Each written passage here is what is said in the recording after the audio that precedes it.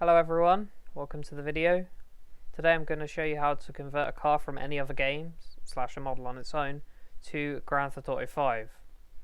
All you need is ZModeler 3, I recommend the official version, just makes the process a lot less complicated, an official copy of Grand Theft Auto 5, and OpenIV. Links to all will be in the description.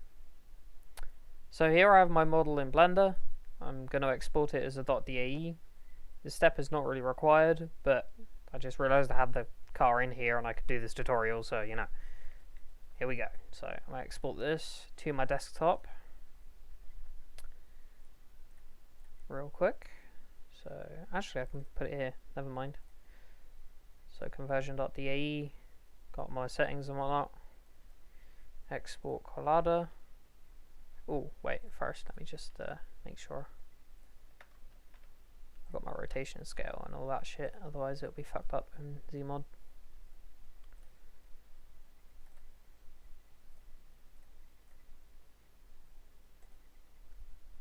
Okay, so that's exported now. I can save this, close it.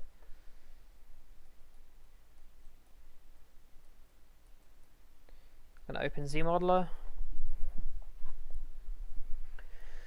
And I've already created a Z3D, although it's just empty. It's just save.z3d for this car, so it made it easier to, you know, import and whatnot. So I'm going to go File, Import, C, ZModeler projects, look friendly, vapid, this, that, models, and conversion.de. So this is the thing I just exported from Blender. So I'm going to import it. If you're ever importing as a .de, make sure rescale model is ticked, unless you're exporting from 3ds Max, and optimize vertices. By default, double-sided materials is turned on. You should turn it off. Okay, so here I have my model. Looking pretty good. Minus that, but I can fix that another time. So first things first, we need to put the car into some sort of order. This car doesn't have an interior, so we don't have to worry about that. But I will be showing you guys how to position the steering wheel and all that shit, so it works. But I need to split off parts like the lights, because they're just a one piece at the moment. But the doors and the bonnet and all that are separated. So I'm going to grab the lights. Now, normally, if you're, say, converting from another game, you'd want to rename all the separated pieces to names that make sense. So when it comes to the conversion process, you can make your life easier. But since I modeled this myself, all of these are sort of named correctly. The only renaming I'll have to do is when I've separated the lights. So I'm going to do that. So I'm going to grab this. So I just switched to poly mode. And I'm going to select all of these lights. Or just that one. I'm going to hit detach, turn off enable drag, like so. So this will be headlight. I think actually we'll do extra light for that one. So extra light _1. And then this middle one will be headlight. So this will be headlight _L. Then this one will be, just grab this. I use shift plus left click and drag to select stuff, and control plus left click and drag to deselect stuff. Anyway, detach that with left click and then rename it. So this is extra light 2, extra light _2.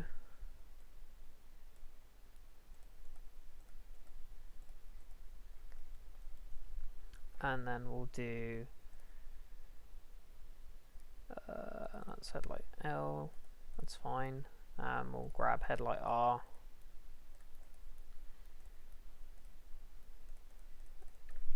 Headlight R.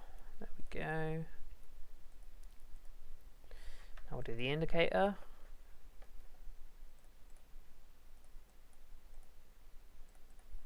and the other one. So indicator left front, so indicator LF, and then indicator RF, indicator RF, and we'll move on to the rear lights. So this one is indicator left rear,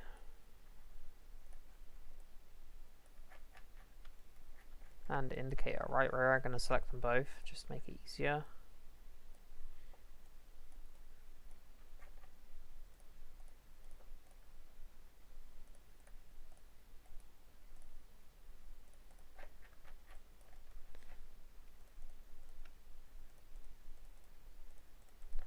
Indicator LR,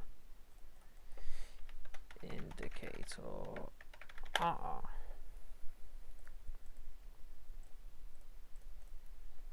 Like so. Now we're going to do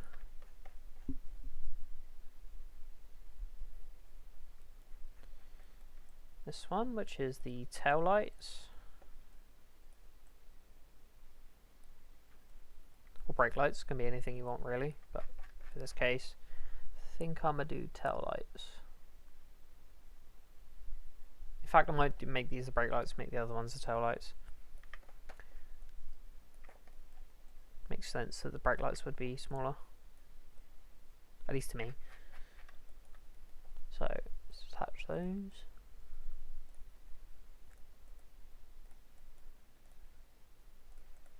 So brake light L, brake light underscore L, brake light R, brake light underscore R, like so. And then we'll do the reverse lights.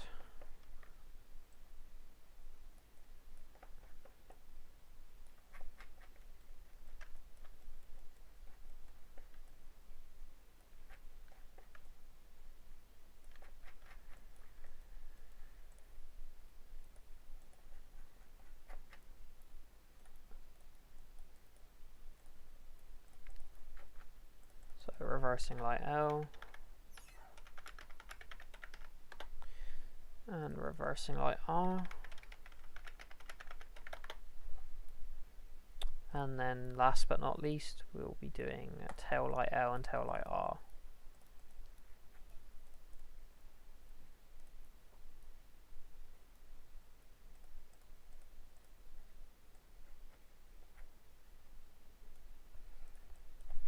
Tail light underscore L, tail light underscore R. Okay, now that we've got our hierarchy into parts that make sense, that are named correctly and whatnot, we're going to select the entire thing, the entire model. We're going to go to properties, we're going to go to vertices, going to go to format, turn on tangents, primary color, secondary color, set the UV channels to 2 if they're not at 2 already, and then hit apply. Don't know why you need it, just know that Rockstar cars do it, so we should too. So now we're going to create a new dummy with this button up here. Let's just move these real quick. Okay, so this button here for new dummy, dummy helper. Going to rename this to conversion. Going to put all the stuff for my car inside that, so just left click, click the top one, then drag and drop into here,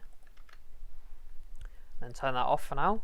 Now what we're going to do is going to go to File, Import, and inside my models folder for this particular car I've got retinue and the LOD model, which we don't really need to worry about for this car.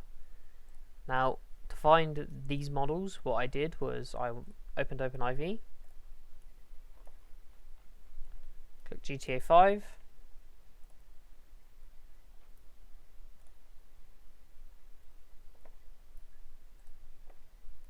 then do Control plus F3 and search retinue, or whichever car you want to base your current model on. search for it. There's retinue 2, we want the original one. So scroll down until I find it. Retinue underscore high. Here it is.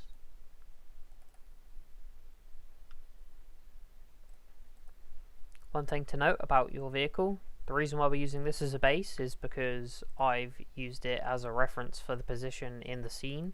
The scene is this.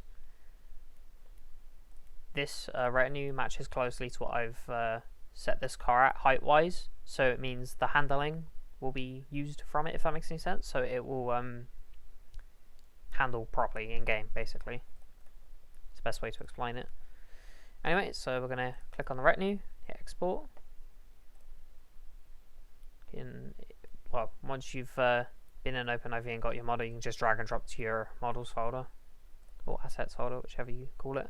So, file, import. First thing we're going to do though is add my textures, because I had to reinstall my ZMod because it broke again. Yay. You'll need to do this as well, so it kind of works out pretty well. This just means all the shared textures will be imported properly. So we've got army, truck, and one. Then hit import.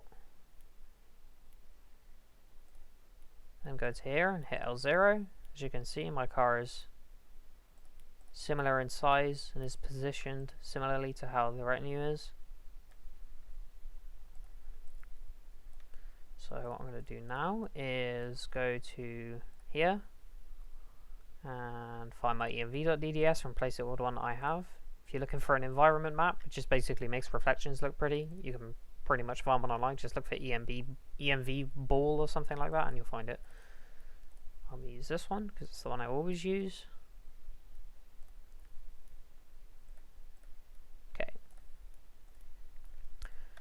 So next thing we're going to work out is, obviously now that we've imported this car, there is a bunch of materials that have been generated, and these are the materials we're going to use on the car. Minus a few that we'll have to configure ourselves. So, what we're going to do is we're going to turn off the retinue, open up this, I'm going to select the entire car, I'm going to go to here. Now provided that your car had the materials set up correctly, mine does, yours may not, you'll have to obviously sort through them and replace them with your own, or just configure the materials from scratch. So every single material on your car that you've got, you'll configure specifically for it.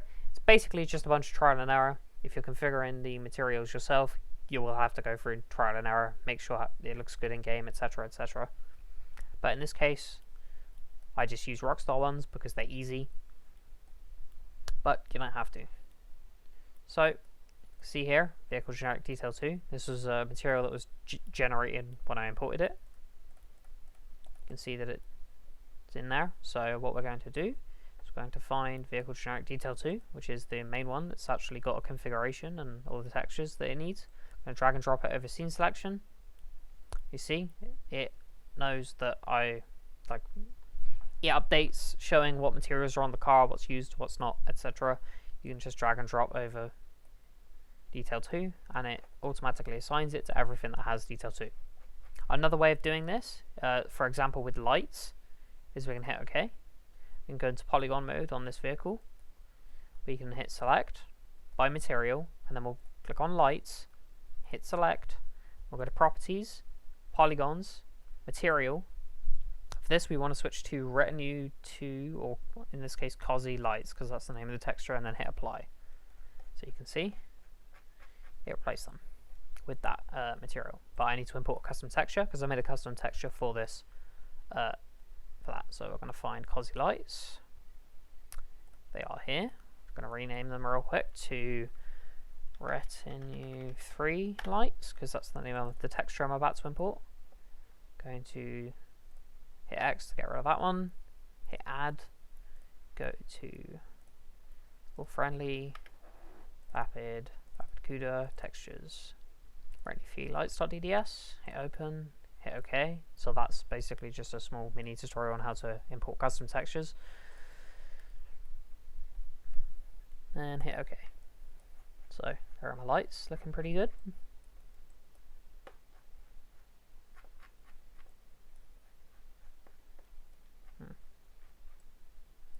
It appears as though my rear bumper is flipped. I'll have to re-import that, I think, or might be able to fix it in here. I'll fix that in a minute.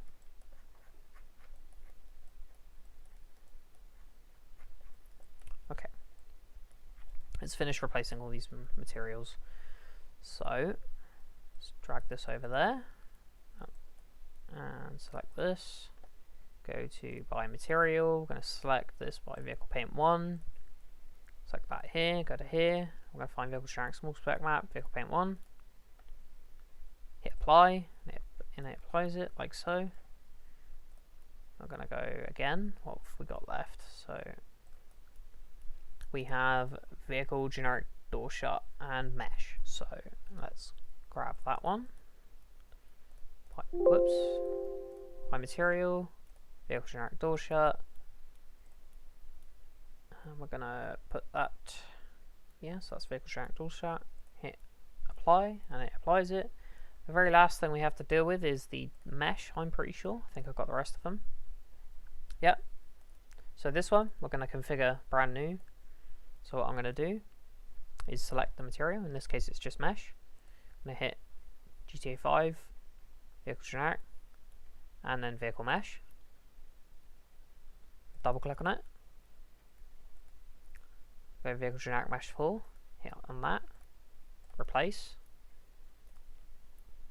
And then ZModeler projects, look friendly, global textures again, global textures extracted, via share. And I'm going to grab mesh 4, hit OK, and the normal, which is not here, but I have it, so I'm going to import it. So mesh 4N, hit OK, and then mesh 4S, which is, in this case, vehicle generic small spec map, but again, I have it, so I'm going to use it. Mesh 4S, hit OK. Rename that to, I think it's vehicle generic mesh 4. I don't even know. I wasn't really looking at the name. Yep, vehicle generic mesh 4. Hit OK. Now you can see that's applied to the car.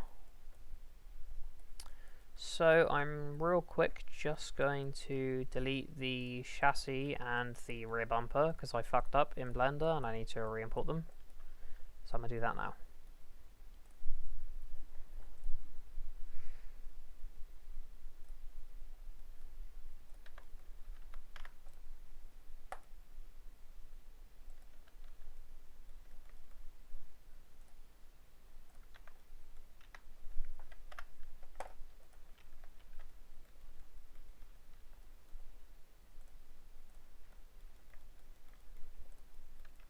That should fix them, hopefully.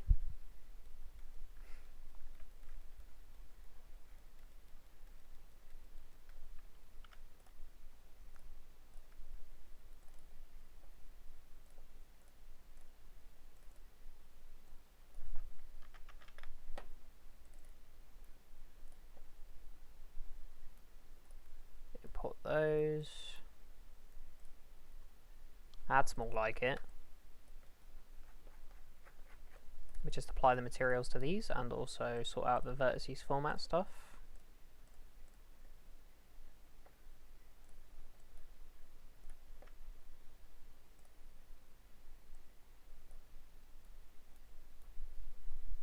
Fucking autosave.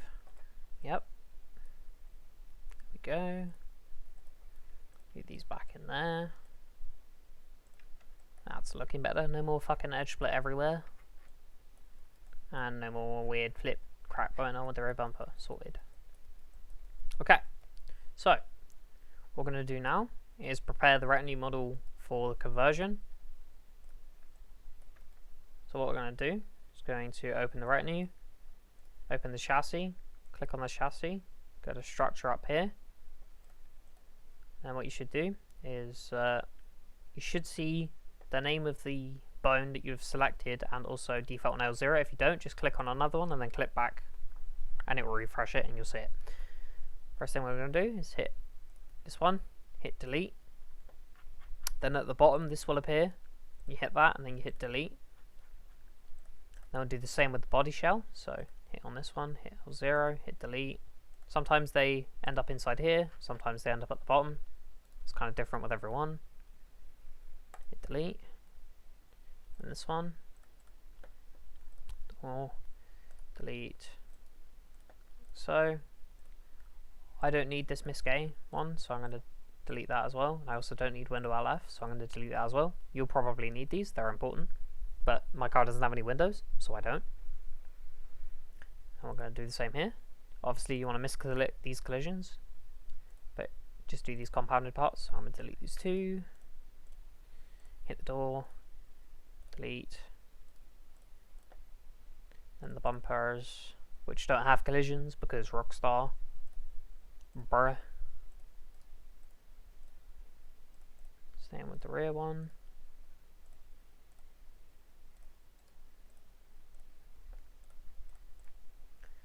And what I like to do is when I've deleted the LODs from them, I just turn them off so I know where I am. Do the same with the bonnet.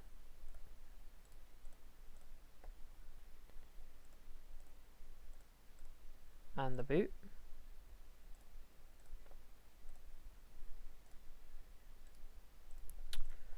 Rockstar have named something called Retinue Catch B. What the fuck?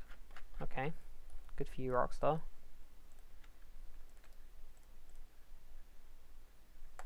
Get rid of both of those things because I don't care about them. Don't need the windows. Now for the headlights.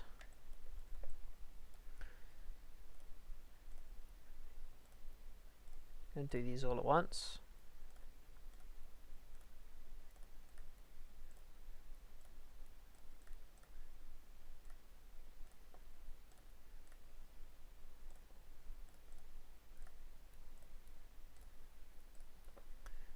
Open all of these up.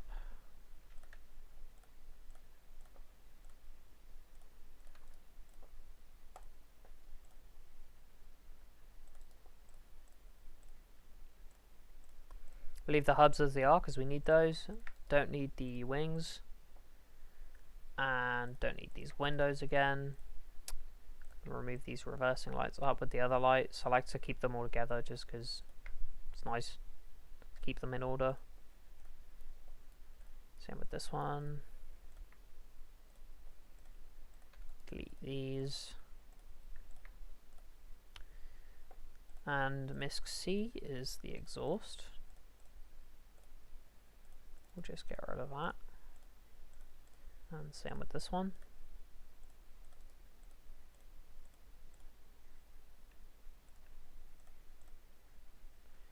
And wheel LF we will leave, steering wheel we will leave, and so will we leave the dials as well because we need those. Gonna get rid of mod code 2 because that's not important for this car in particular. Okay, so now the model is prepared for the conversion. I'm gonna turn off everything else, which I can do with hide all. And what I'm gonna do is turn on chassis, open my conversion, find whatever I want my chassis to be, in this case this bit, which looks a whole lot like a chassis, at least a GTA one, minus the interior. And what I'm going to do is hit this lock icon while I'm selected on chassis, then drag and drop, like so. Now it's gone from this list, and it's now inside here. So when I turn on and off L0, it will disappear and reappear, because it's now considered an LOD. I plan to do an updated tutorial for LODs at some point. So we'll turn that one off. We'll move to the body shell. Here's the body shell. Looking pretty fine. So we will drag and drop it after locking it, of course. And then we'll turn the body off. One thing to note is that if the part that you're compounding has a local axis that is different to the local axis of the part that you're compounding it in, then the part will actually, like the mesh will physically take the part of the, local axis of the compound. I'll give you an example of that now. So door D side F, this is where the local axis is, and on the equivalent, which is on doors, just need to separate these real quick. I forgot about the existence of these.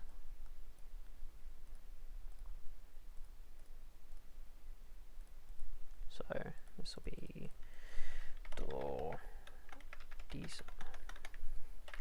side F, and then door P side F.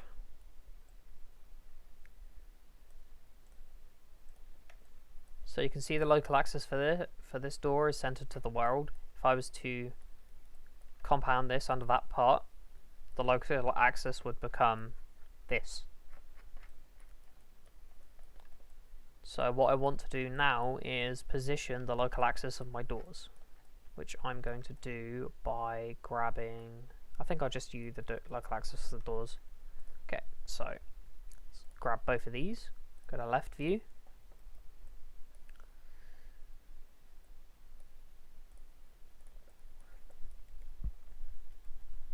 we will go to move tool, turn off affect children, turn on move axis only, which you can do with this little menu up here. Then we will move this to this point on the door from the left point of view. Then what we will do, we'll go to top view, lock it to the X axis, move this one this way until it's about where you want it. You'll want it to be like touching the door, otherwise it will just be like floating when you open it. So let's get the position of that local axis. Hopefully, yep. So yeah, that works. Okay. What I'm going to do is create a copy of this door.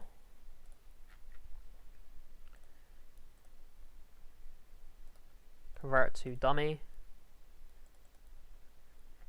Then what I would do, select that, go to mirror tool, mirror axis with pivot turned on. Pivot is this, if it's not centered, do resets origin like so. I'll do that, which has mirrored it, but we're not done yet. You want to turn pivot off and then mirror it again so it's in the right location. If it was like that, then the door would open the wrong way, so it would open inwards rather than outwards. Okay, so now what we're going to do is going to grab this, so go to display, hit this tool, copies local axis from one node to another, select the door, and select the select the dummy, then select the door, my bad. And now we no longer need this dummy anymore. So we'll turn the door back on. Perfect. So now what we'll do is we'll select the door, select the dummy of the compound part, and then we'll do the same with the other side. So select the door, select the dummy, like so. Then we can double click on door D side F to activate the lock, or just click the lock, which you can do by selecting it and then clicking the lock. Then drag and drop, and do the same with the other side, like so.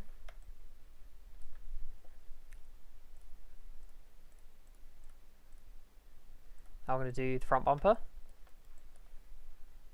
You can use another method of changing the position of the local axis on this as well.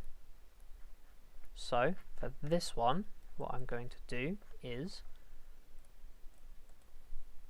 go to select tool, single, select this one, go to pivot, center to selection, and then what I will do once ZModeler's finished auto saving is go to display, reset to pivot helper.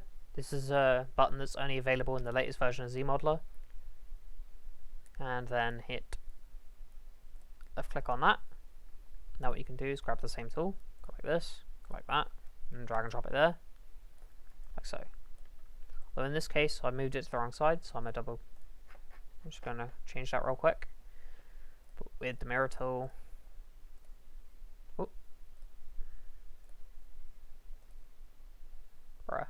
help if I had the pivot reset. off, change that, and then bonk and bonk. Come on. There we go. Sorted. So there's bumper F sorted. Double click that. Drag and drop.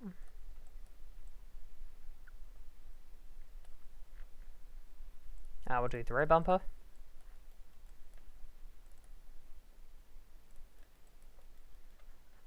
So we'll use the same method.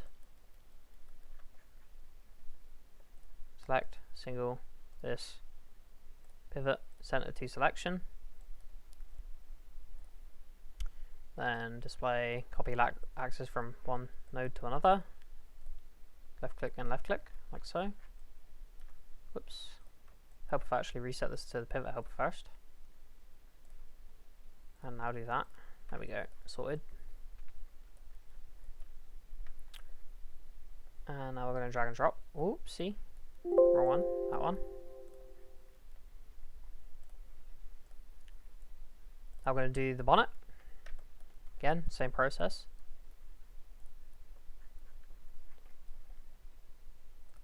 FU. Going to, in this case, we're going to grab it here because we want it to rotate around this point. So I'm going to select that. Center to selection again. Then click there. Oop. Axis, reset the pivot helper, click there. Then click on the dummy.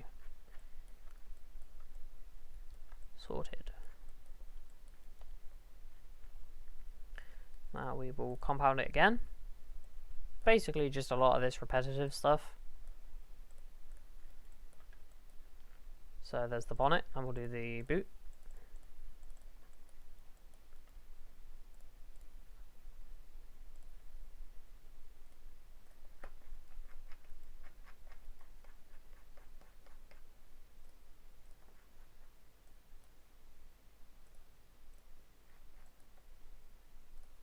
You can also access the access tools, access the access tools from the right click. So as long as you don't have anything like the select tool selected, like in here, then you should be able to access the right click menu. But anyway, right click on the object, reset the pivot helper. Then we will left click on here on the boot, and then left click on the local axis of the compounded object, and then drag and drop.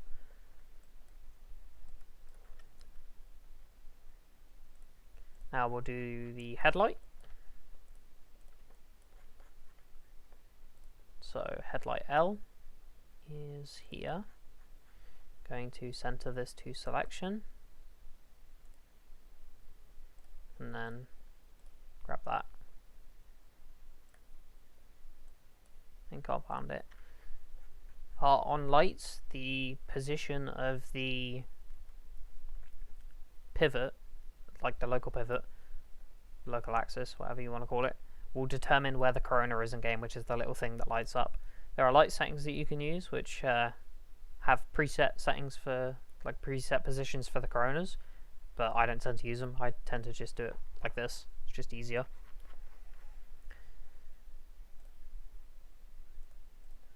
So now we'll do the same with the other headlight.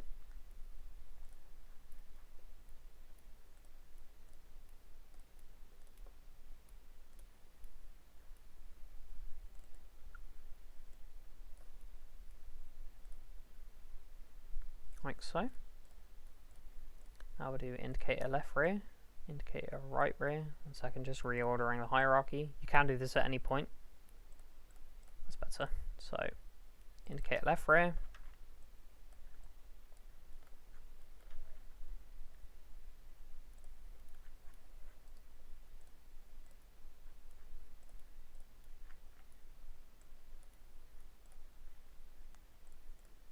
indicator right here, right rear, sorry.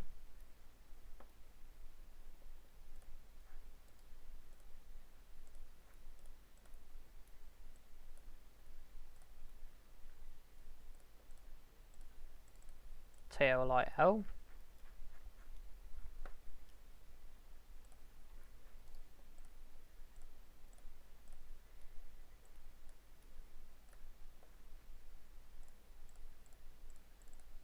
tail light on.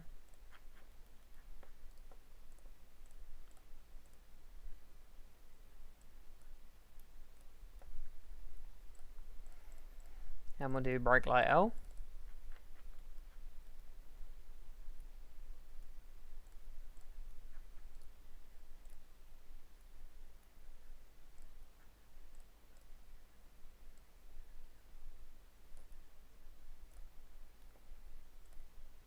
Brake light R.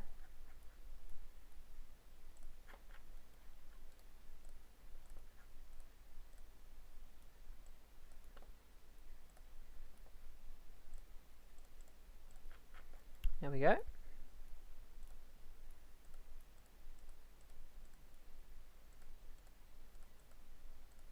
Then we'll do reversing light L.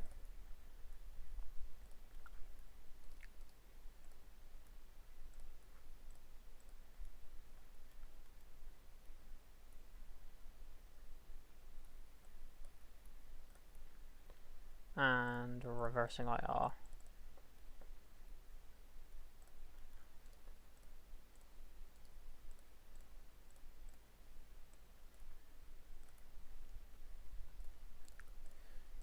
Now, you probably noticed that I've got indicator left front and indicator right front here. First thing I'm going to do is center the local axis to the center of both of them at once. Then what I'm going to do is take the the compounded parts for headlight L and headlight R. I'm going to select them, hit edit, and then hit copy. So right click, edit, copy, or you can go to create copy and do it here. Create copy, turn these ones off, which you can do by clicking twice. Then hit dismiss on these. They'll be at the bottom of the hierarchy if they're a copy. We'll hit this button to open them up and delete these two.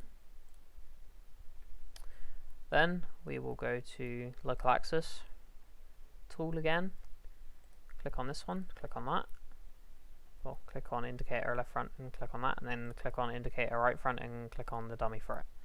Then we'll rename this one to indicator left front and indicator right front.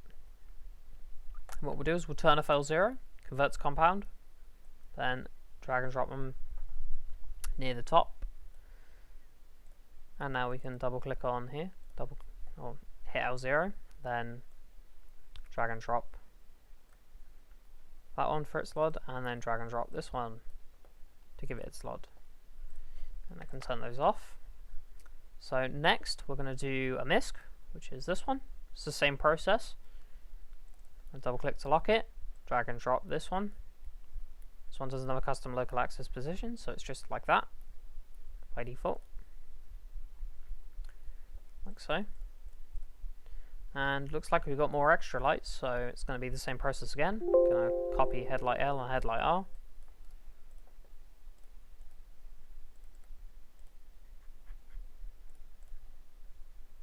Dismiss them, open them up, delete the LODs from them. We'll call this extra light 1 and extra light 2. Turn off L0, convert to compound, drag and drop back up to the top.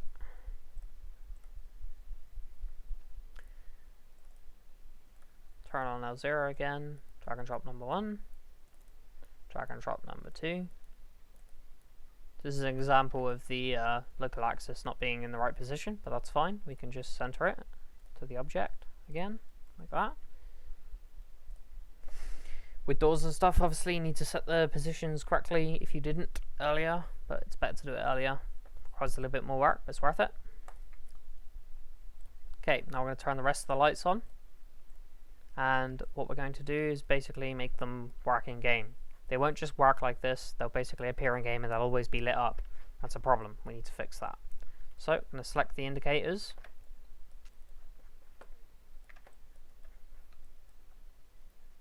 go to polygon mode. First thing I'm going to do is go to vertex mode, select everything, go to properties, go to fucking settings are fucked up, go to external state, make sure that it's 0, hit apply. You should do this with the rest of the lights as well. Just need to set something in my ZModeler settings because there is something missing. Although I will double check it real quick to make sure. Oh no, it's fine. We're all good. So I'm going to select the indicators real quick. Polygon mode. And on this front left one, I'm going to select it. And you should see GTA 5 options tab should pick up. If you do not see this, go to settings.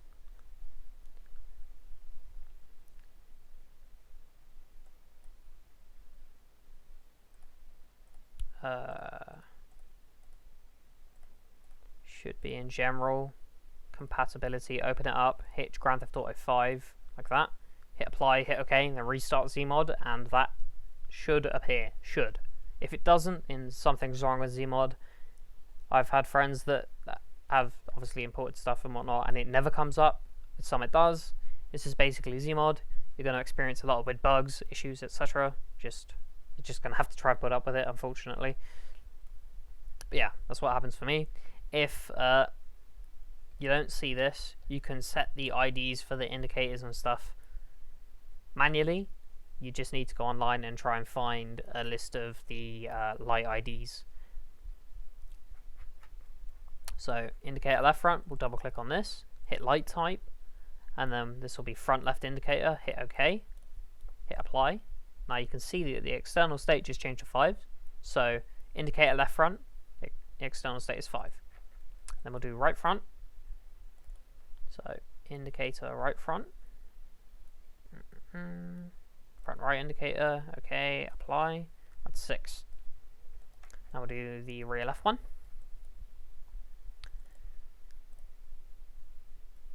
Rear left indicator, hit OK, and then hit apply. And rear right indicator. Rear right indicator. Hit OK, then hit apply. Okay, now the indicators are done. They have their IDs, we're all good.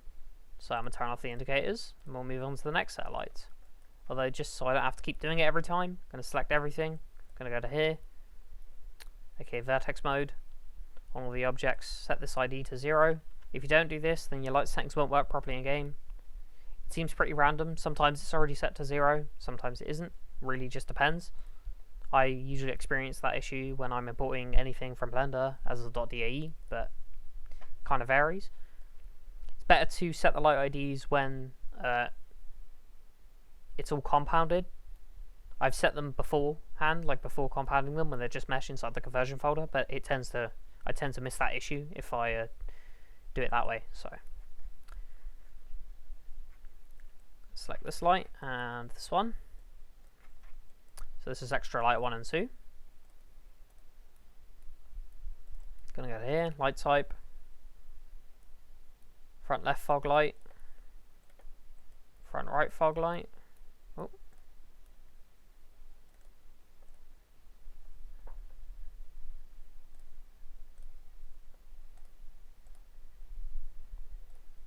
I can hide those. I hit H to do that. Now we'll do the headlights. Front left headlight. Front right headlight. Oh, that's right tail light. Want the right headlight. There we go. Hit OK. There we go. So that's those done. Want those ones done. I'm going to move on to this one and this one. The tail lights. So let's do that.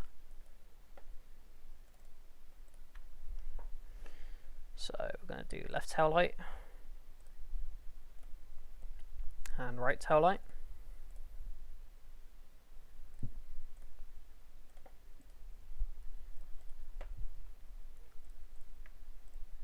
Now for the brake light.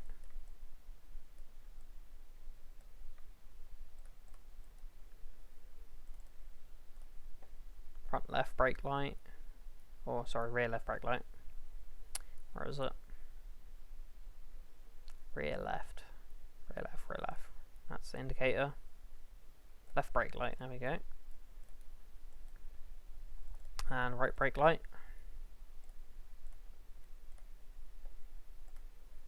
Those ones are sorted. Now for the reverse lights.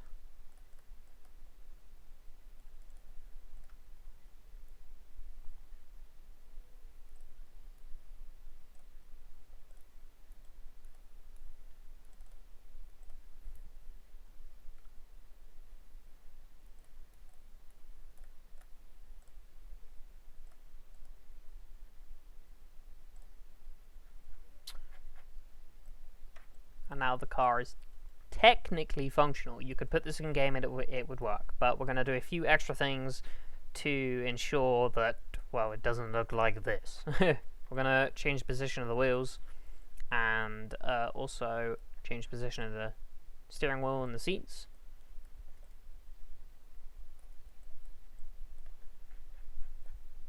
Now, your car won't look like this. Mine's got a bunch of holes in it because it's not finished yet. But I wanted to get it in-game early to make sure I was getting stuff like scale and whatnot correct. So, what we're going to do is idle with the idle button down here. We're going to find the wheels. I'm going to open all of them up. We're going to left click the bottom one, right click, left click the top one, left click here to turn them all on. Turn on the collision level. This will show the collisions.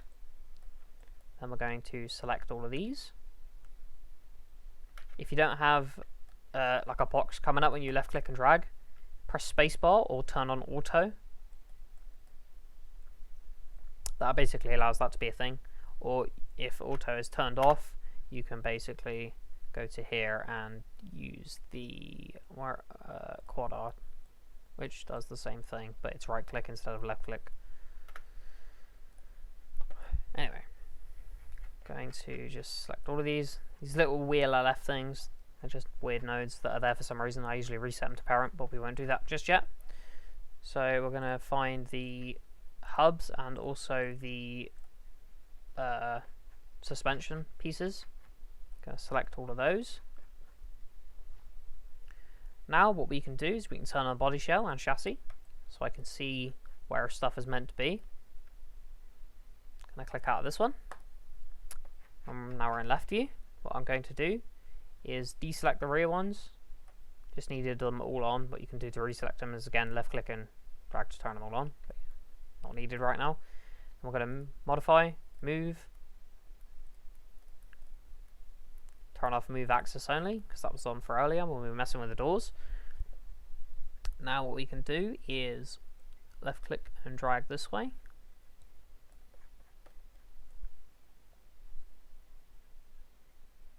Just so it lines up with the center of the arch. And then we'll do the same with the rear. So it was almost all in the right place to begin with, which is convenient. Now I had it locked to the x-axis only, so this basically locks it the axis that you can move. You can't move up even if you try to. Oh, fucking undo block. God damn it. 1 second. One thing to note after setting light IDs, you get this. If you see this in the console, you need to basically restart ZModeler because it blocks you from being able to undo, which is really inconvenient when you're like me and you make a ton of mistakes when you're converting a car. So I'm going to quickly restart ZMod, obviously after saving. So let's just do that real quick.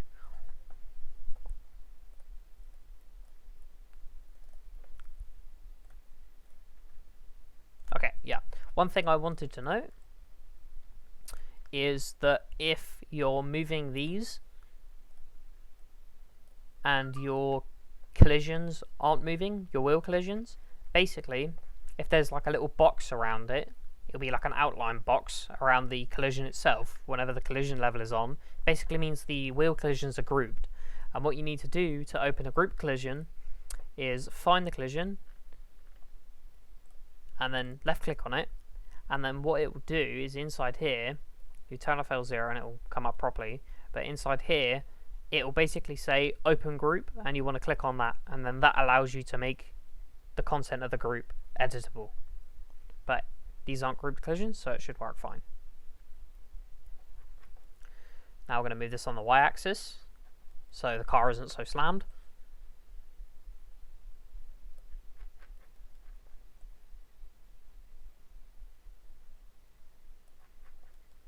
Like so. And turn everything on. Take a look at our fitment, see if it's terrible or not, and it's pretty good. Other than perhaps the rear. Let me just turn these off and turn on the collision level again. Yeah, so the rear is way too wide, it comes out way too far.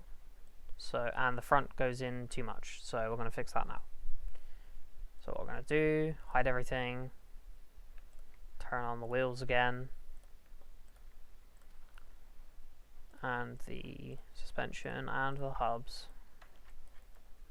Turn on the collision level. Now, people, I know what I'm about to do is wrong, but it functions, so I don't care. So I'm going to turn on the chassis and the body shell, and I'm going to scale on the x-axis to fix the fitment, because yeah, again, this is not really the way you're meant to do it. Most people would adjust manually, but I do this because I know it's going to be exactly the same on the left as it is on the right, providing that Rockstar made the car symmetrically. So yeah, scale it until I'm happy with the position of the wheel. Obviously what you can do is you can scale the wheels individually after if they end up being too fat. I'm going to do the same with the rears. Whoops.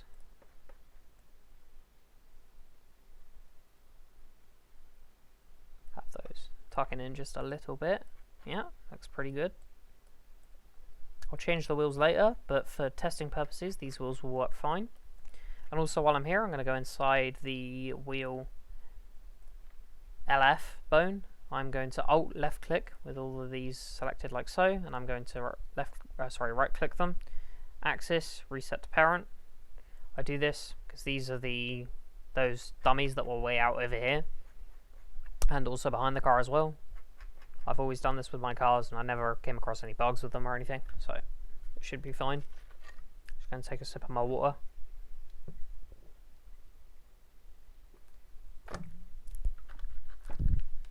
Okay, so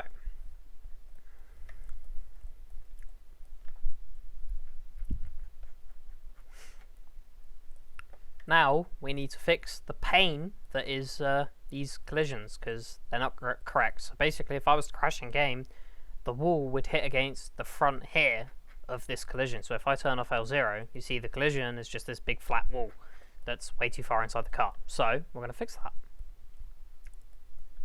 So what we'll do is we'll hide all, turn on chassis collision, and turn on chassis low load, and we'll select them, go to Vertex mode, turn everything on. Again, if you can't edit these, you'll be able to edit Vertex mode even if it's grouped collision. You need to select the collision and then open group, and do the same with any other collisions that you're editing at the time of doing this. So we're going to go to left view. This is a fucking terrible collision by Rockstar. I'm probably going to end up redoing it, but for this tutorial purpose, it should work fine.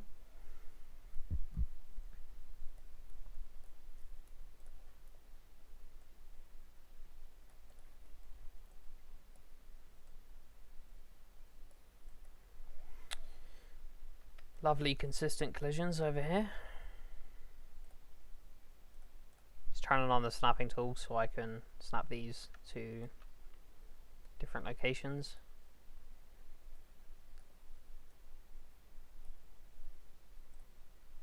Did have a bunch of keys set up, but ZModeler decided to kill itself and completely corrupt the profile.xml, so my plans of keeping all my keys kind of went out the window.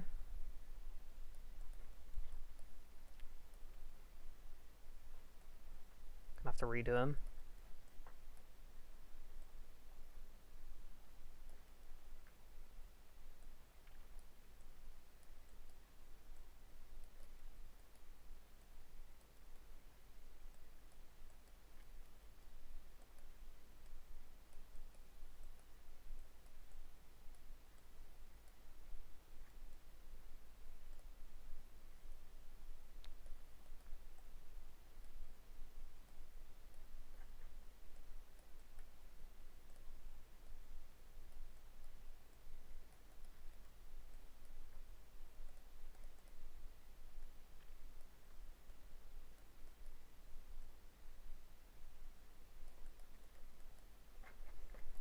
grab this bottom one and move it up as well.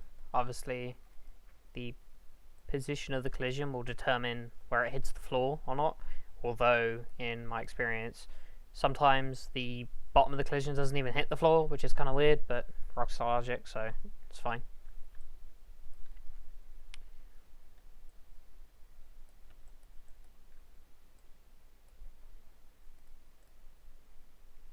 We will worry about the width of the collision in a moment. I haven't forgotten about it. I'm going to go to top view. And fix the width of the collision now. So I guess that works as it is. We will just bring it in a shit ton.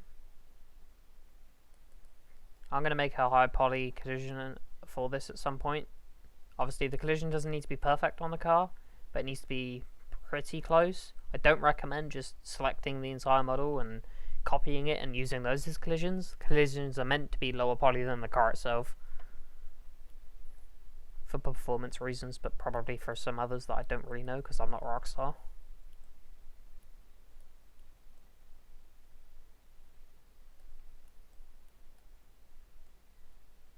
It's most likely for optimization purposes though, knowing them.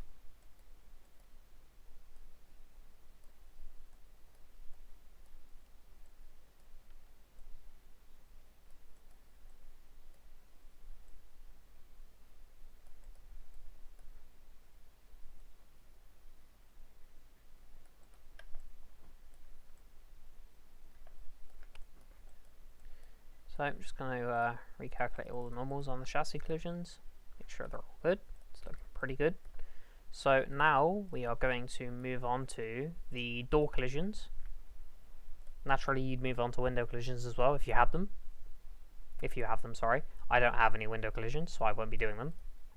I'll leave a link in the description for a breakable windows tutorial that will show you how to make the windows break on your car, because that's something you'll need to do during a conversion of your car.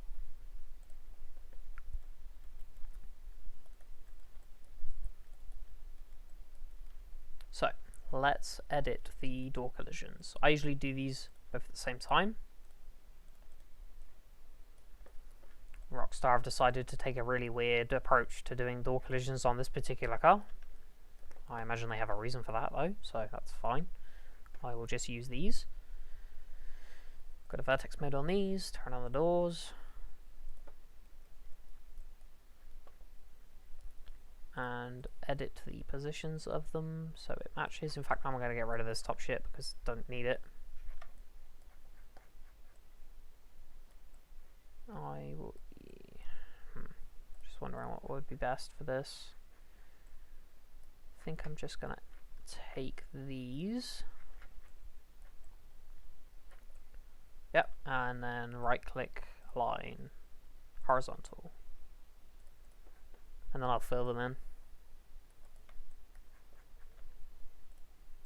So it's just single, so create, single, and then here you can basically draw out all your polygons and whatnot. You can draw in strips or you can draw in singles. I prefer single, although it takes longer. The strip version is kind of weird, doesn't really work as expected, as with pretty much everything that involves this program.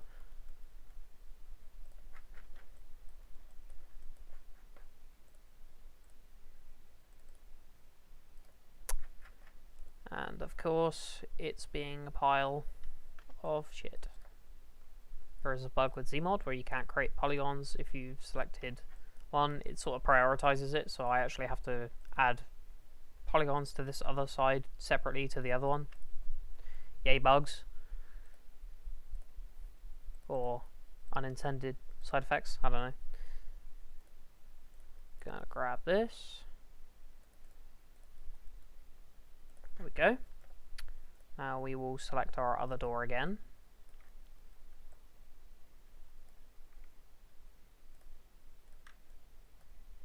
And I'm going to make sure that this reacts as metal, which you can do the same as lights. So just go to here, vehicles, car metal, hit OK, hit apply. Now we can actually get to editing the positions of these collisions.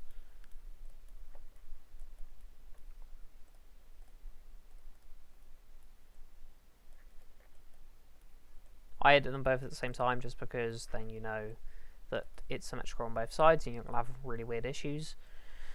So, yeah.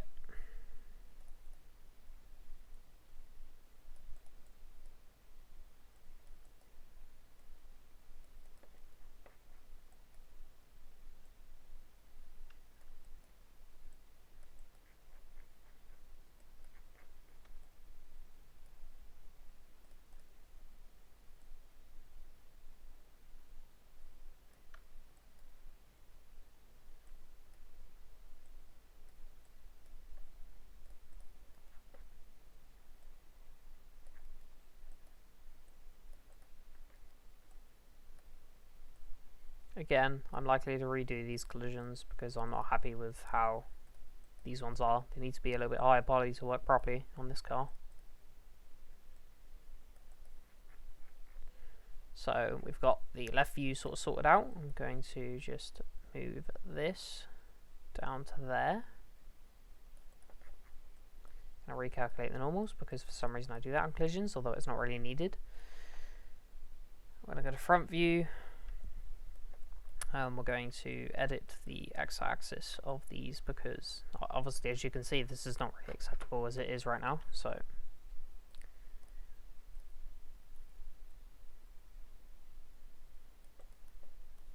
that side's pretty much perfect.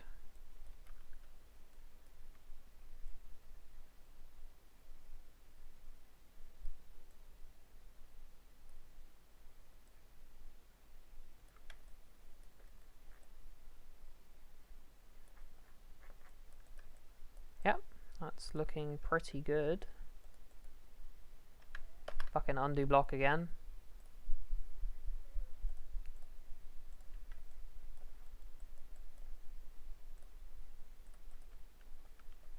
Got to restart ZMod. We got undo block.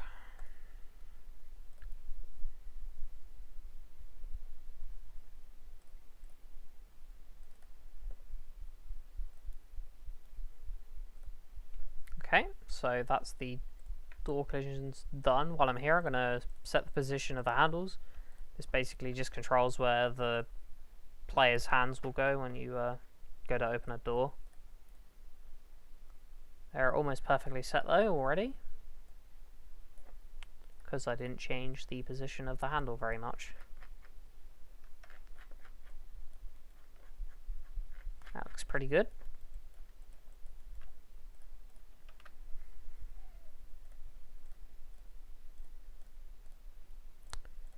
Now we're going to do the bonnet collisions. Of course, we're just left with a small piece of crap fucking shit collision. One thing I forgot to mention on these doors is once you've edited the collisions, you also need to reset the local axis of those collisions to the parent. Like so. I just did that. Doesn't matter with stuff like windows, but with doors, that's how Rockstar have it set up, so that's what I do.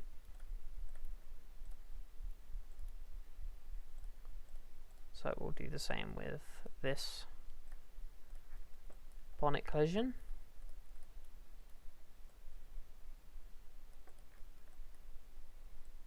It's not a very good bonnet collision. Again, I'll add more detailed collisions at a later date, but for the purpose of the tutorial, this works fine.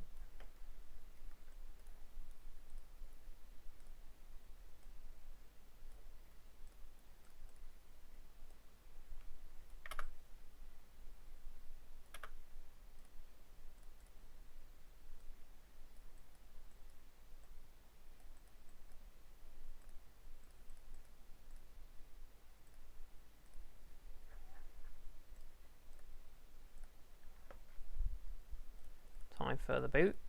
I may have to do a custom collision for this one because, yeah, that's not nearly detailed enough. And I don't really fancy doing a half-assed job on this bit, unfortunately.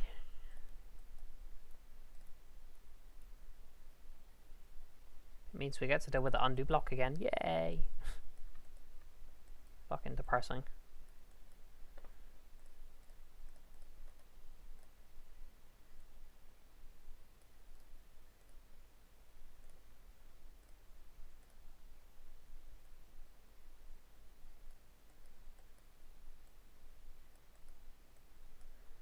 I accidentally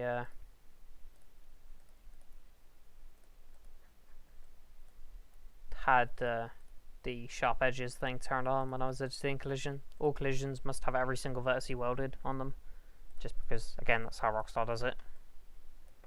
So that's how I do it.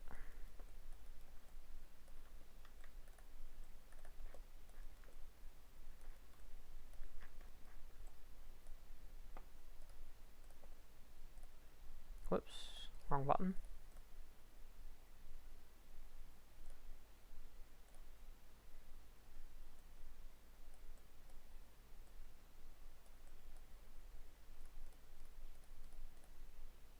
This time we will turn off sharp edges so we don't make the same mistake again.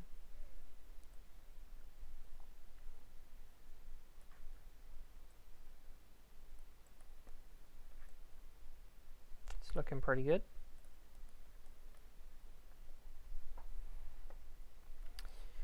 Did Oleg ever add an inset button for this program? Doesn't look like it.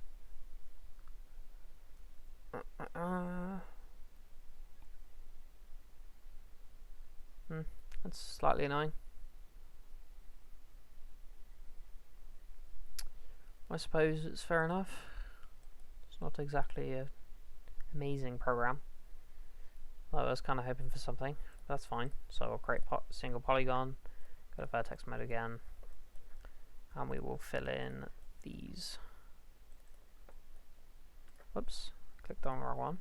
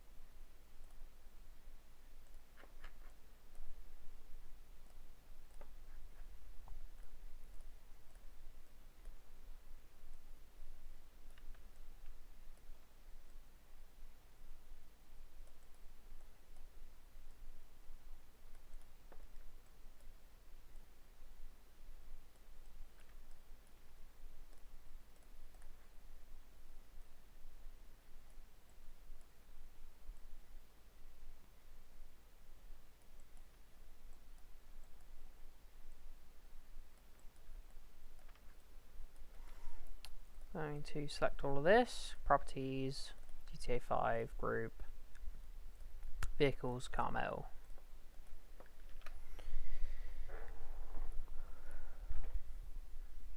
And for this particular case, we're going to select these window pieces, because that's where the window is. And options, physics, car void. Basically, this allows bullets to travel through those particular polygons and hit the window collision. In this case, that would be there if this car had windows. But it will eventually have windows, so I'm gonna do that now. Although again, I'm probably going to redo the collisions for this because these ones are very basic and shit. I'm gonna move this down a little bit.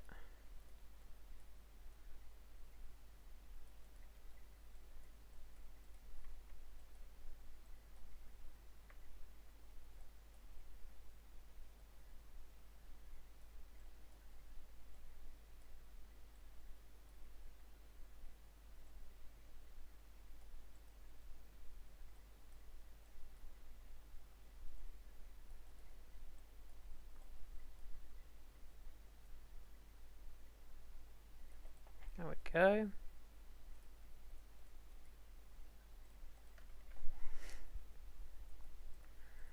That's the boot one's done.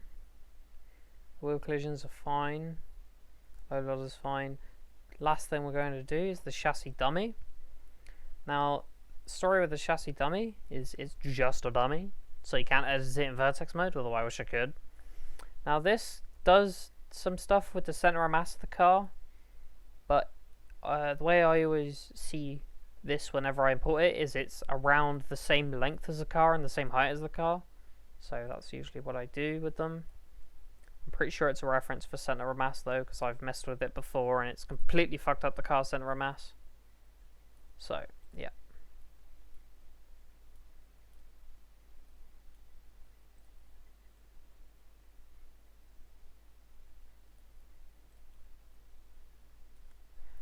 Why the fuck does it keep changing when I scale it?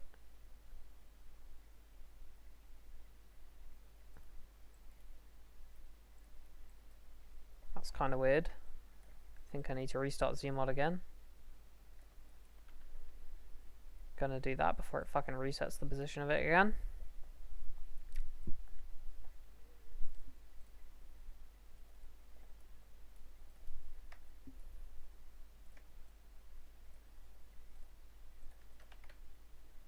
Sorted. Just gotta make sure that dummy's centered, because I don't think it is. Oh yeah, it is. It's fine. I'll make it a little bit wider.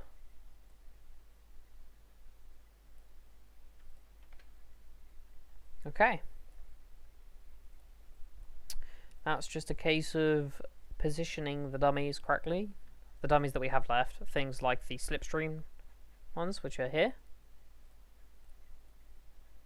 Slipstream dummies. These are mostly used for GTA Online, but they can be used and utilized in scripts for 5M, so gonna fix the position of them.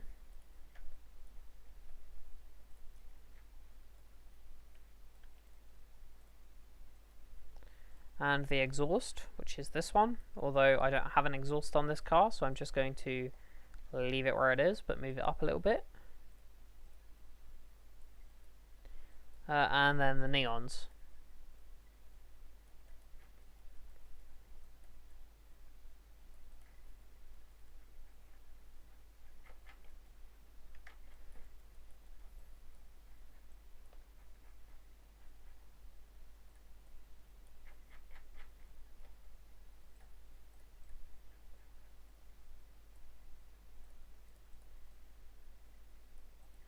It's sort of positioned at the front, rear and the sides of the vehicle.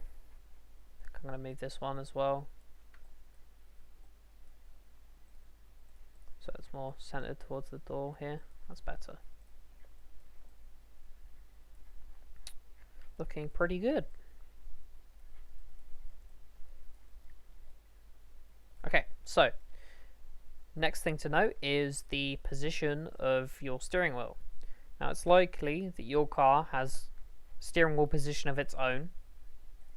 Now one thing you need to note, so you get the hands on the steering wheel in the game, is that when you're editing the position of your steering wheel using this bone here, you want to make sure that you're also moving seat D side F and seat P side F with the steering wheel. So what you'll do, say your steering wheel is somewhere over here, you will move all of these bones together to that position, and then say it's I don't know, over here where this dummy is, deselect the passenger bone and you will move this to the left to be in line with that, and then you'll move your other one to the right a little bit. Oh, I just selected something by mistake. There we go. Okay, so that's just something to note about the steering. Your dials, you want to make sure, for some reason when Rockstar make these cars, they put the dials bone at the bottom. Really fucking stupid idea. You want to make sure it's always at the top of the hierarchy, otherwise it won't show above the windows. Then also in here, you want to make sure that the dials material, which is where exactly? Where is it? Ah yeah, script RT dials race. You want to make sure that it's above all windows, all window materials.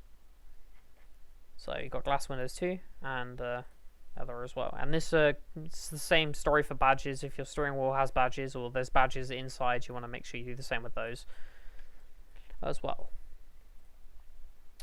Now, next thing I'm going to do, just because I have to, got to double check something, is I'm going to turn on all of this stuff. Doors, bumpers, bonnet, boot, all of the lights, basically all of the custom stuff that I imported into ZModeler. So I'm going to select it, select the entire thing, go to surface, go to this channel, hit on R, hit OK, or hit that button up there, and then go to the paint options, go to this color, set it to white, hit OK, fill selected, and then I am going to go to, I think that's fine for now. The green channel in here is for the deformation of the car. Every car in GTA 5 has a safety cage. This is how you edit it, although I'm not 100% sure which colours should be used for what, so I'm not going to edit that. And the blue channel is for the burn mapping, which can be turned on via this. I'm going to leave it as all black, but you can edit it. I'm pretty sure white sets it to the black colour that you see here, and black sets it to the light colour. It could be the opposite, I don't remember. And the thing that we're going to mess with now is the red channel, which basically shows ambient occlusion, or what you commonly see on Rockstar cars is like little dark lines around the seams of the doors. They don't do 3D seams, they just do painted on ones, which is what I'm about to set now for the car, bonnet and whatnot. So I'm going to quickly do that. But first, I need to re-import the retinue and get which color it is, because I don't know. I'm just going to call this that, so it doesn't replace the model. I think this does have painted on seams. Yep, it does. Perfect. So what I'm going to do is steal the door, just the paint from it, from this, and then I will use the paint tool to find out what color that is. It's basically just a color picker tool. I'm going to create a new folder, name it junk, put this in there, and move junk to the top. Go to here, and I'm going to find out what the fuck color that is. Color picker. It's just a very light color. Okay. Works for me. So, I'm going to turn that off, turn on my retinue again. And I'm basically just going to go around the seams and color them in, more or less. Or just fill selected, but yeah. So let's do that.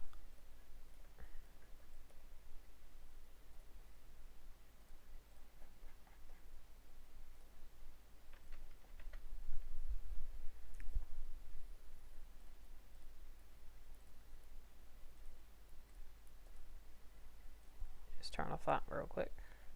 Let's grab these. Go around all of this.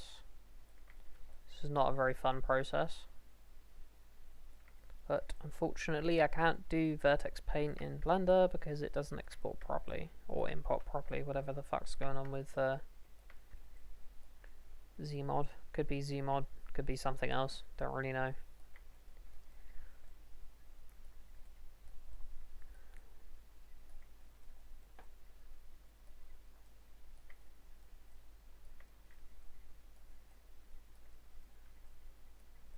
Obviously your car will need to be set up for the painted on seams. There's a loop, as you can see, that parallels the other one.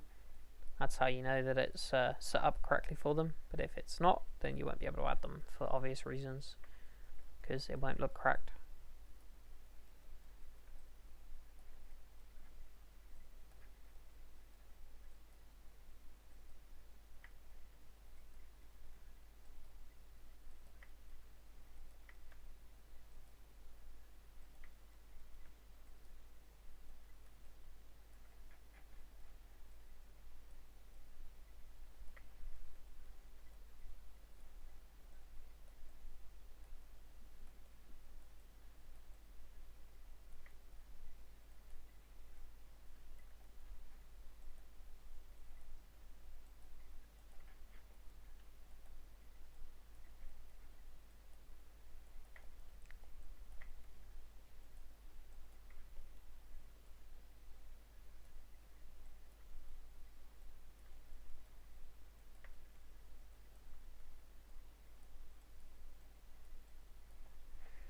Okay, there's the door bits selected. Now this slightly more difficult front bonnet area.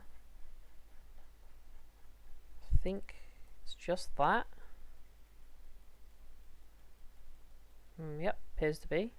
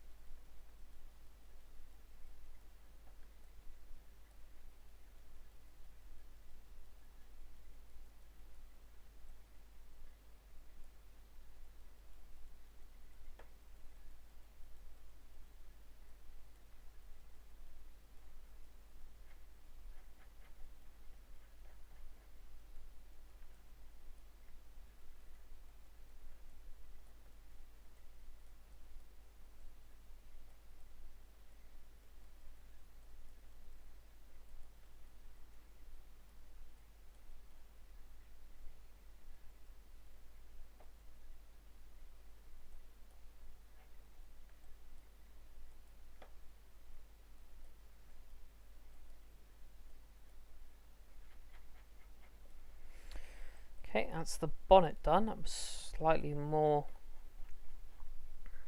painstakingly annoying than I thought it would be, but whatever. Now we're going to do the boot.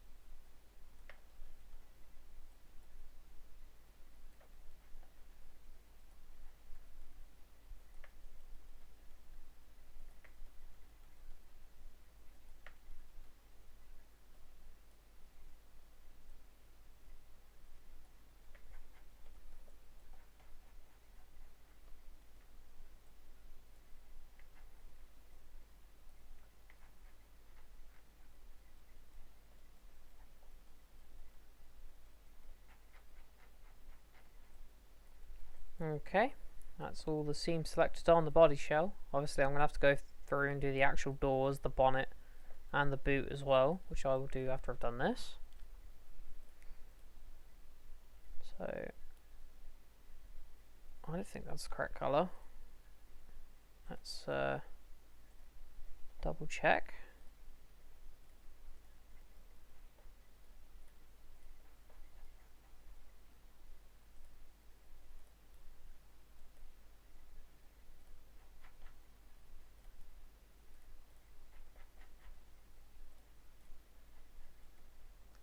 Yep.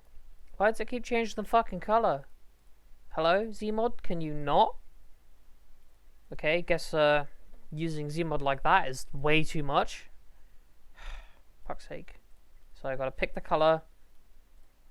Gotta go to here. Gotta fucking screenshot this because yeah, ZMod, fucking brilliant pile of shit. In fact, I'll fucking add this to custom colors. Bitch, what are you gonna do about it? It's kind of annoying. Anyway, go to here, click my fucking custom color that I've had to make because ZMod is done. Fill selected. Apply, hit OK. Now we have the starts of some door seams, and now we're going to basically go through and do the same with the other ones. So I'm going to do door D side F and door B side F at the same time because they are the same thing basically, just mirrored. There we go. Grab this.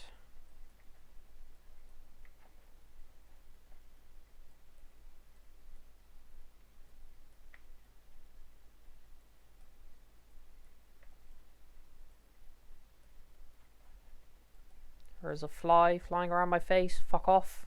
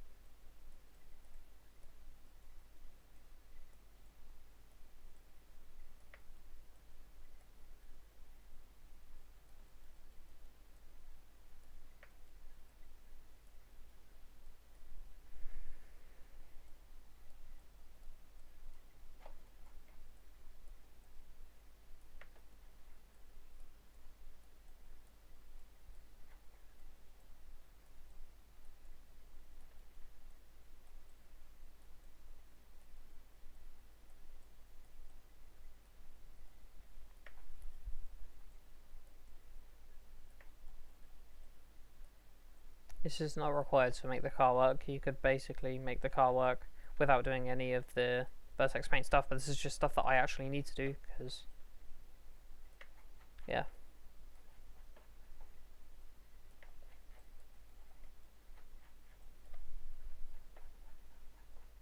Bruh, how am I?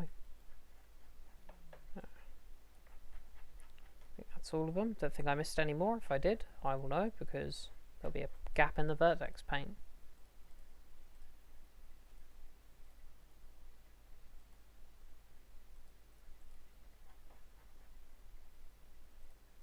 So there are the doors done. Now we're going to move on to the boot and the bonnet.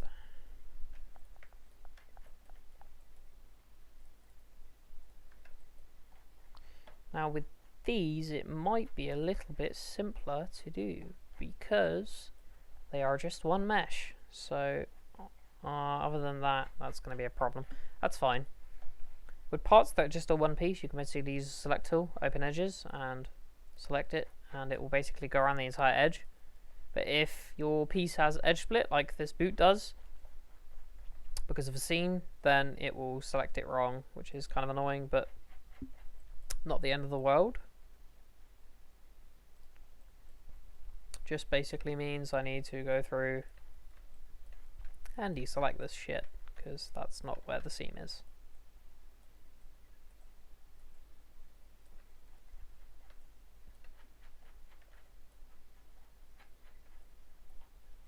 Probably could have done that on the other bits as well, but I think those had a lot more edge split, especially on the body shell, so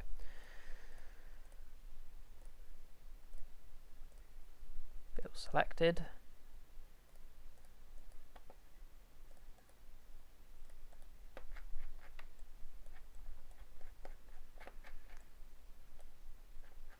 I think that is every piece done.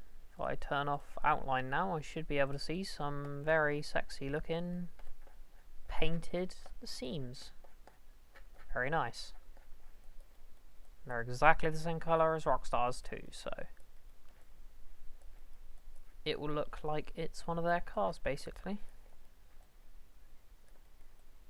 Oh, whoops. Let's turn that stuff off. Okay. What we will do now is the export settings and then the add-on. So we're going to do that next.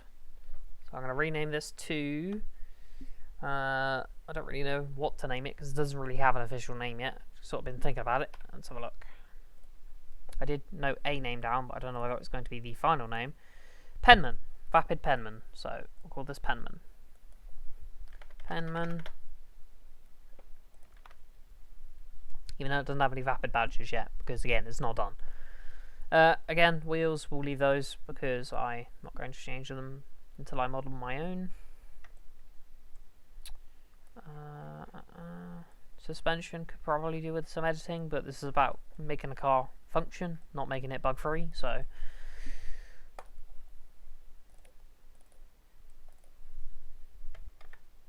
Vapid, this, that, and we're going to export it as a YFT. Set the LODs to auto detect for this one, for this export.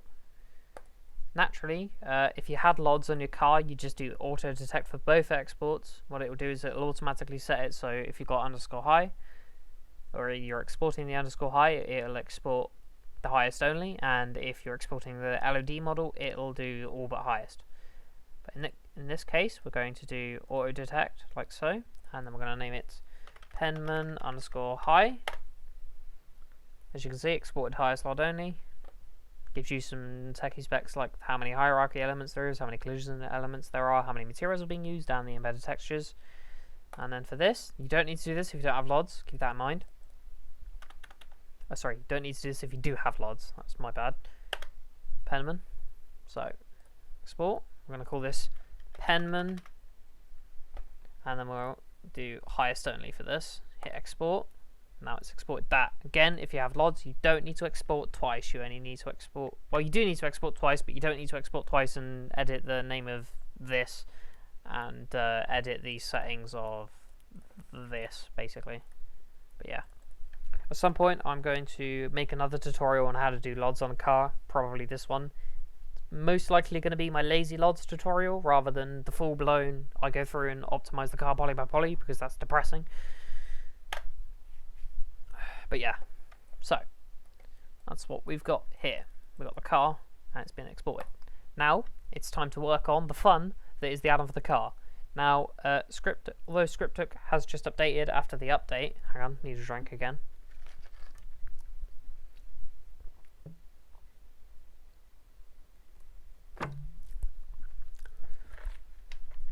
Anyway.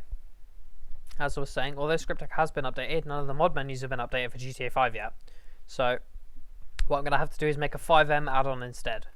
But what you'd usually do...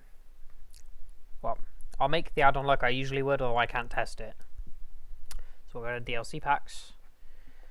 In my mods folder. Mods, update, x64 DLC packs. And we're going to save this and close that, because I don't need it. I'm going to pick one of my add-ons that I've made before. I usually just use one of my older add-ons as a base. You're free to do so, just don't use my car or re-release it. We're going to grab the Vaca, drag and drop. I'm going to rename this folder to Penman, so Stu Penman. Make sure that the name of your DLC does not match the name of your car model, because sometimes that causes the car not to spawn. I've had that issue in the past. Sometimes it works, sometimes it doesn't. It's better just to be safe than sorry. Anyway, drag that back in. Copy the name, so Stu underscore Penman, or whatever you've called yours.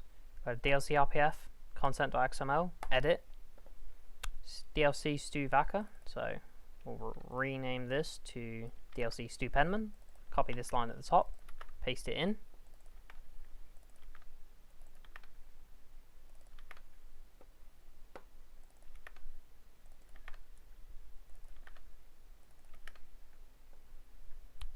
Stu_Penman.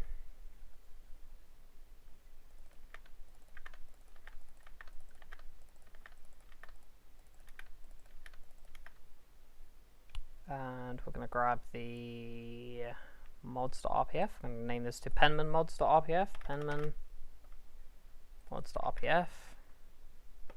Penman mods.rpf. I'm going to get rid of these sounds entries because this car does not have custom sounds yet.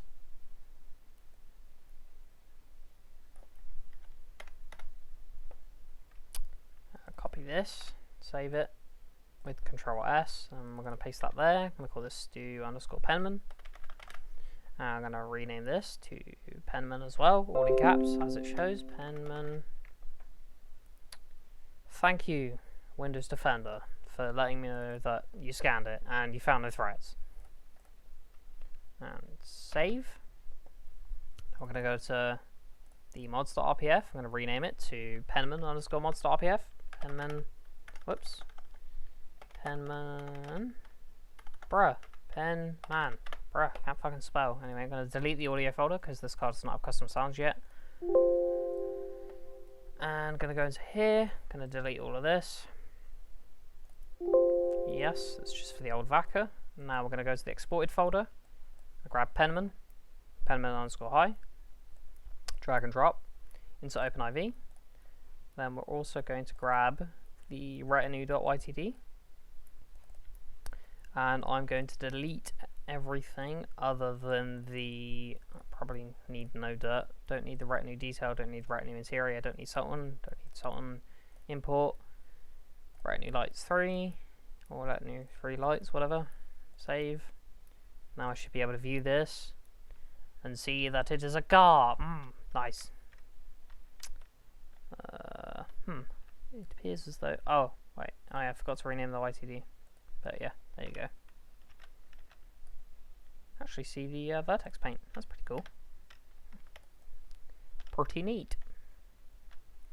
Anyway, I'm going to rename the YTD to Penman. Penman. Now when I preview the model, it'll just automatically load all the textures and whatnot. Not doing too bad for poly count. Got to keep an eye on that though. Anyway, now we're going to do the code entry. We're not done. So what I'm going to do for this is open another OpenIV window. You got to be really, really careful with this. Make sure you don't go into your DLC pack, your current DLC pack, in the other window because it can cause some weird bugs with OpenIV, like crashing. Where the fuck is it? Guess I'll just wait for that to open then. So we're going to go to the retinue again, retinue_hi. Going to find the original DLC that it was in because I don't know what every car is and which DLC it comes from. Going to go to DLC RPF and data. Got the cuckolds and all that stuff. So MP smugglers is what it came in. So we'll go to DLC RPF, common, data. Carcols.meta, we don't really need to worry about that because my car does not have a mod kit, but if your car does have a mod kit, this is where you'll do that. But I'm going to delete the mod kit from this car because it doesn't have one at the moment. But I'll leave the file there just in case, and we're going to do the car variations.meta. The car variations.meta controls what mod kit ID the car uses near the bottom. I will show you the line. So down here, it controls which mod kit uses. For mine it would just be 0_default mod kit, which I will do in a minute when I've pasted the other things in, and the light settings and the siren settings, and also the plate that it spawns in with. So what we're going to do is going to go into this one, going to find the retinue, going to copy all the way down to there. It's only got a few colors, or one, whatever. And then we will replace this one.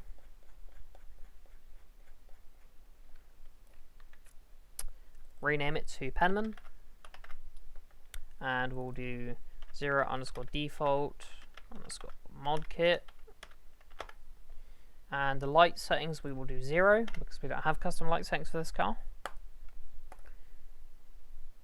We'll do the handling.meta, which is this one. Gonna find the retinue again.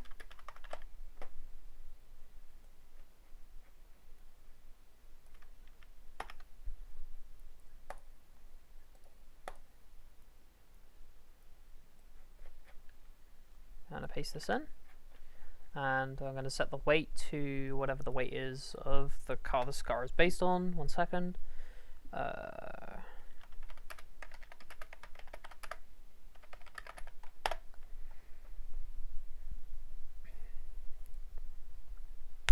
1020.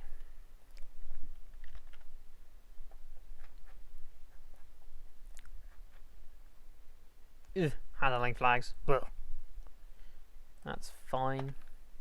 And vehicles.meta, so levels, GTA 5 vehicles.meta. This controls the layout, also controls the name of the car, etc., and the audio name hash and other important stuff. So we'll find the retinue again.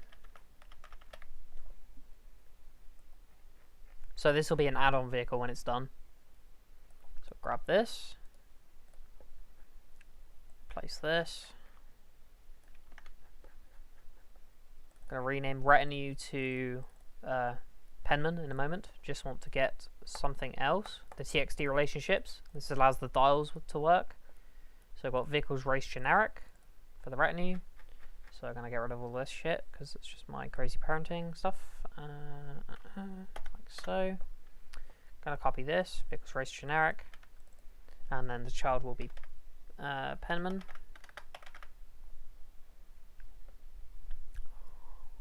Yeah, that's fine. And now we will go through and rename all of this to penman. So penman, penman, penman, penman. Vapid is fine. Audio name hash we will set to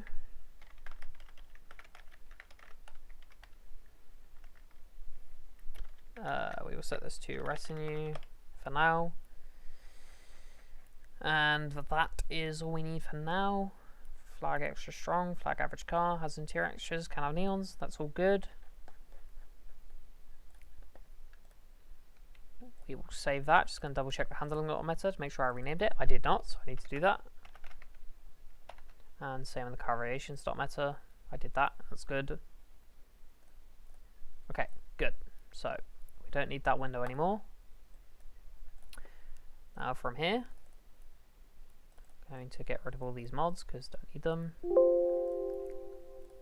then we're going to drag and drop these two things to my desktop, the mods.rpf and also the vehicles.rpf. Go to File, Defragmentation, Add Files, Desktop. This is what you want to do when you're about to release your mod. Hit OK. Go to Mods, Update, Time 64, DLC Packs. Stu Penman here, and drag and drop those. And we'll do the same with the DLC.rpf because that is not 12 megabytes. Defragmentation, add files, DLC.rpf, open, defragment. Don't want to open the archive. Find the penman and drag and drop the DLC RPF. Now from here, what I do usually is I would copy student penman, go to update RPF, common data, DLC.xml, and I would turn off the customer cars and turn on my personal cars.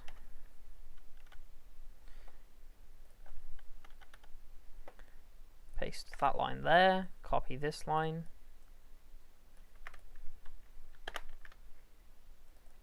paste it there, hit save, and then I go, GTA 5. But again, GTA 5 is broken, can't spawn any of the cars. So, what I'm going to do is convert this add-on to be a 5M resource, which I will do now. So I need, let me just find the fucking thing. Let's do penman. I'm going to copy this to my folder, my main folder.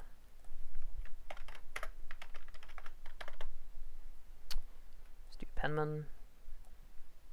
Going to create a new folder. I'm going to call it 5M resource. And now we're going to extract a bunch of files from this.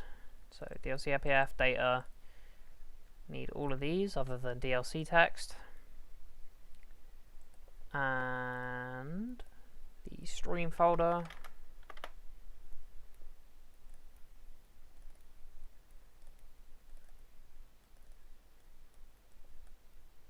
Going to copy this YTD to my exported folder as well, because I always do. So we have the stream folder. Now I'm going to create another window real quick. File Explorer. Go to here. Going to go to storage. 5M related shit. FX server. Server data. Resources. Vehicles. And I'm going to go to my cars. Put number 2C. Create a copy of it. Rename it to Penman.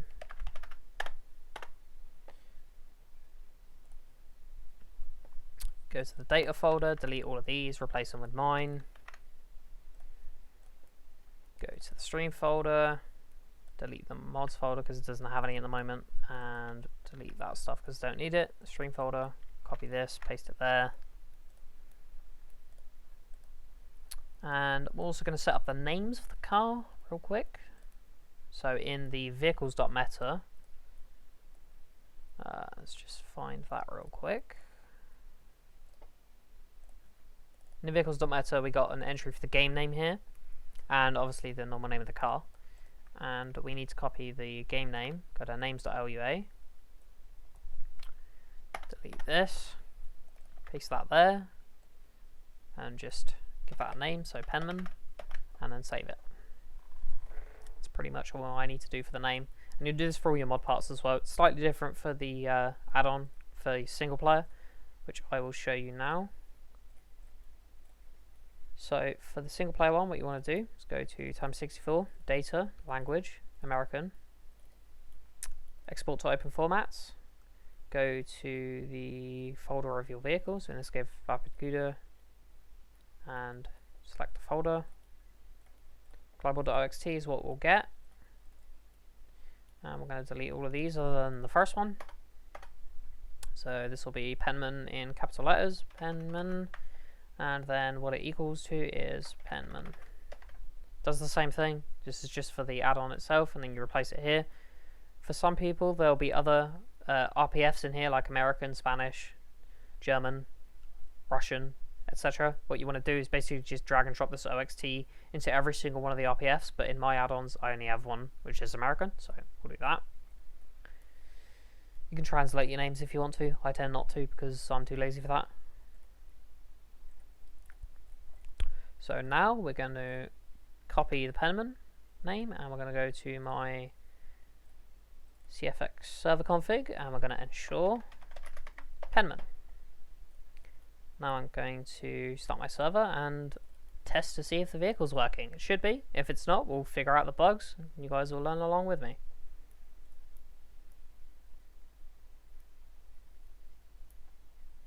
Gotta wait for everything to start.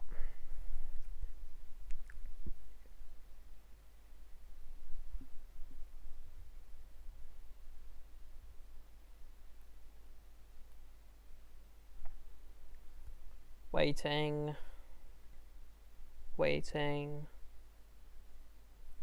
It's probably one of the resources. While I'm here, I'm going to quickly change something in my vehicle because I have custom audio for this car that I've made, but didn't want to sort it out for the single player DLC yet. So I'm going to change this to what the fuck did I call it?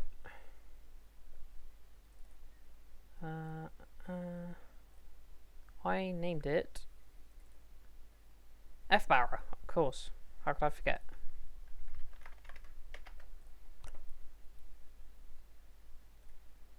And then restart. Penman. Okay. Now time to start 5M.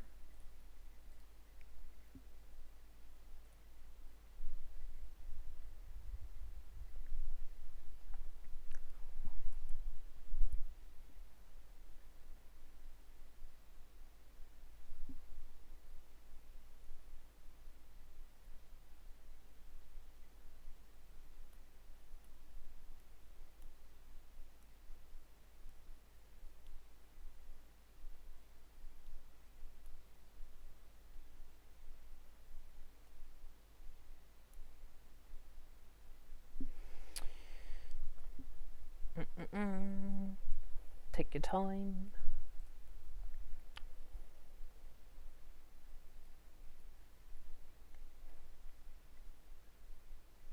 .5M got new UI. Looks very nice now. Not that it wasn't ugly before. Oh shit, I forgot I need to start Steam. I haven't actually done that today. Bruh.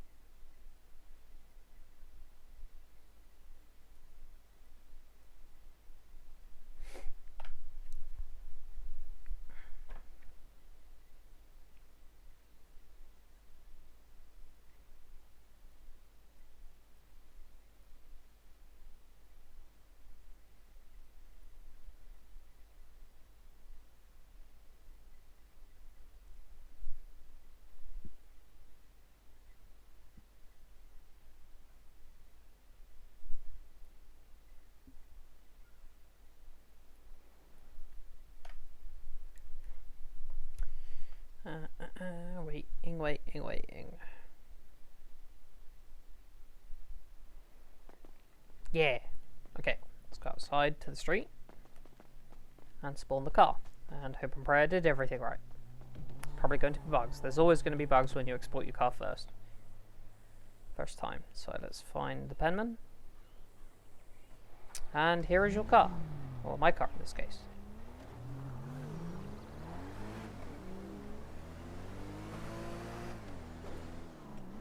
It's got working lights.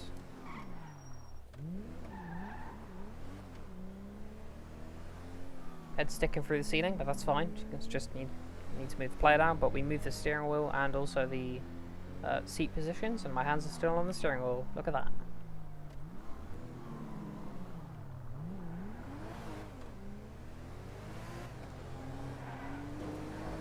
Handling is a little bit wallowy, but that's just because I need to have somebody make some custom handling for it.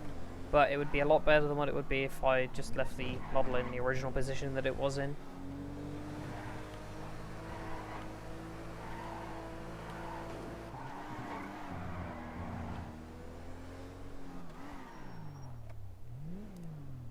So if I set the time to night time,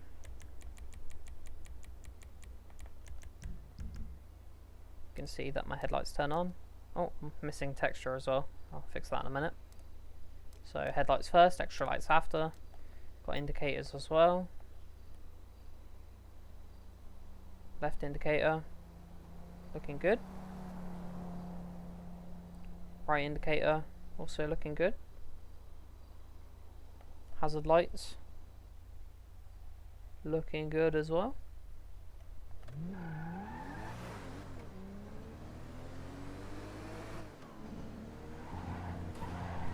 And you can also see that my dials are working as well, even though there's nothing behind them. And we'll check the doors too. Yep, although there's no backs to the doors do open.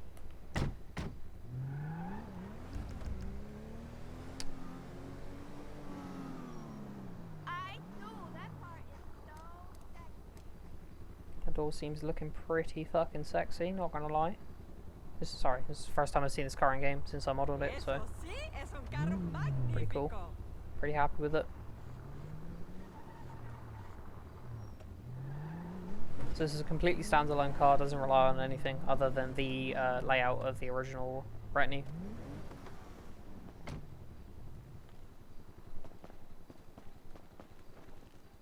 Oh, fucking proud of this car. Okay, so that is pretty much it for this video. Shows you how to convert a car from just a model to a working, functioning car in GTA 5. If you liked the video, give it a thumbs up. If you didn't like the video, give it a thumbs down and tell me why in the comments. And yeah, that's pretty much it. If you feel like this is a shameless plug, you can like leave now if you really want to, but shameless plug, If you feel like converting a vehicle is too hard for you, like too advanced, then you can pay me to convert your vehicle for you. You can DM me on Discord. The link to my Discord is in the description. So yeah, thanks for watching and goodbye. Yeah, it's that Z, no, Shima flow.